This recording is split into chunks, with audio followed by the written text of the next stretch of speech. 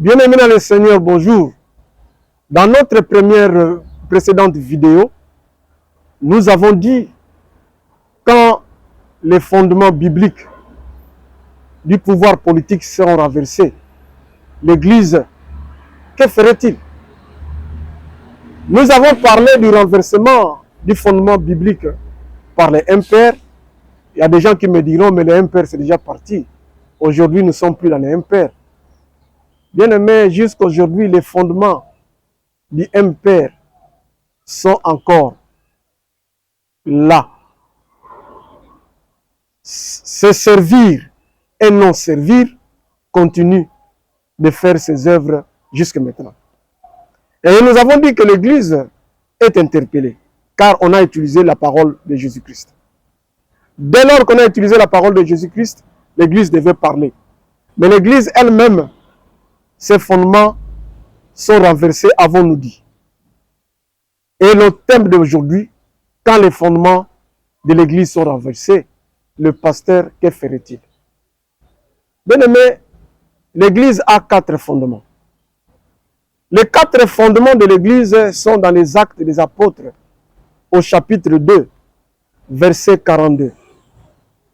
Il est écrit là-bas, ils persévéraient dans l'enseignement des apôtres, dans la communion fraternelle, dans la fraction de pain et les prières. Le premier fondement de l'Église, c'est l'enseignement des apôtres. Oui. Quels avaient été les enseignements des apôtres? Quel est l'enseignement des apôtres? Les apôtres avaient présenté la personne de Jésus-Christ et son œuvre. Les apôtres avaient prêché Jésus-Christ crucifié et ressuscité, qui est la résurrection et la vie, le chemin et la vérité. Il est le même hier, aujourd'hui et éternellement. Par ces meurtrissures, nous sommes sauvés. Ils ont prêché qu'il est la lumière du monde. En résumé, ce qu'on appelle l'évangile, la bonne nouvelle.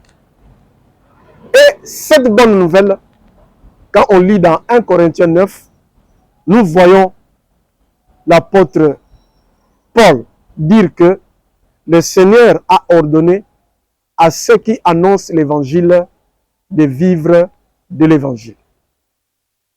En réalité, je voudrais dire que la Bible reconnaît que les moyens financiers sont nécessaires pour la promotion de l'évangile.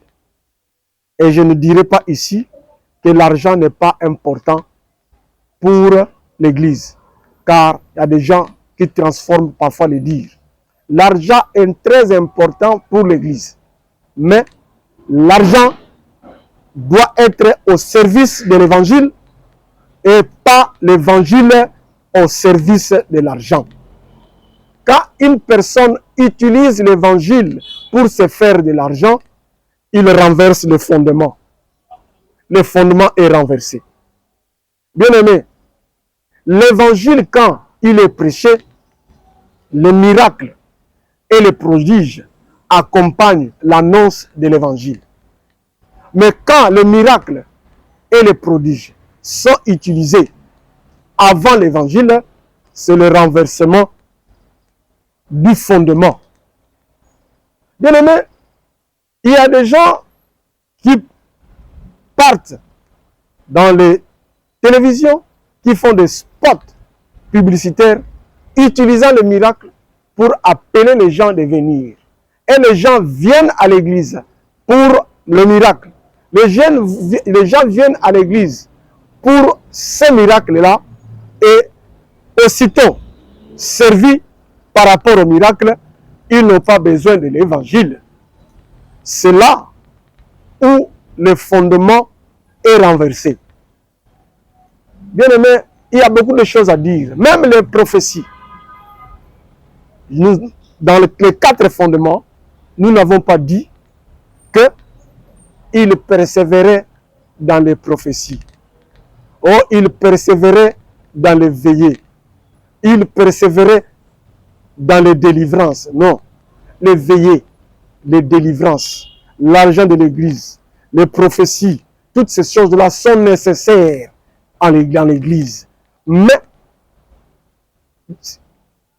ces choses ne doivent pas passer devant les 4 fondements qui sont l'enseignement des apôtres, la communion fraternelle, la fraction de pain et les prières. C'est ça, bien-aimés. Alors, pour aujourd'hui, je pense que vous avez saisi que le premier fondement, c'est l'annonce de l'Évangile. L'Église est faite pour annoncer l'Évangile, pour le salut des âmes. La mission de l'Église, c'est chercher les âmes pour Jésus-Christ. L'Église n'est pas une activité commerciale, mais elle est une activité spirituelle. Nous acceptons qu'elle est aussi une activité sociale. Gloire au Seigneur. Abonnez-vous pour la prochaine vidéo. Amen.